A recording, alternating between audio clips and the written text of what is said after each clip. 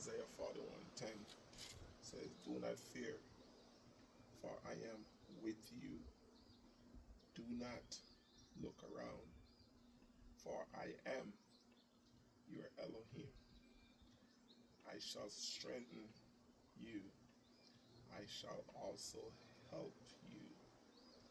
I shall also uphold you with the right hand of my righteousness." And that's one Bible verse that resonate um, with what we're going through. Another one is Psalms. It's from Psalms, and this is going to be from Psalms 34. Psalms 34. If you go down to verse 18, it says, "Yahuwah is near to the brokenhearted, and save those whose spirit is crushed." I can tell you that my spirit feels crushed today. It's been feeling crushed for the entire year.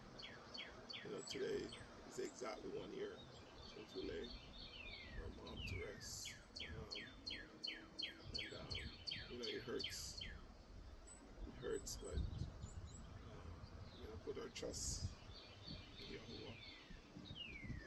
Let it lead and guide us. So Psalms 34, verse 18 said again, "Yahuwah is near to the brokenhearted, and save those whose spirit is crushed." Be encouraged, family, friend, when you're going through things, just remember who's in control. As long as he's in control, everything is going to be all right. That's the approach I try to have. That's the approach I encourage you to have. So just lean on the Most High always, and let Him lead and guide you. In Isaiah, read Isaiah. So Revelation 21, verse 4 says, "And Elohim shall wipe away every tears from their eyes, and there shall be no more death, nor mourning, nor crying, and there shall be no more pain.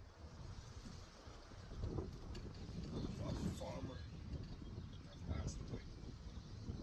We don't know what pain her mom was going through when she was in the hospital. We don't know. We don't know. What are some things that was going on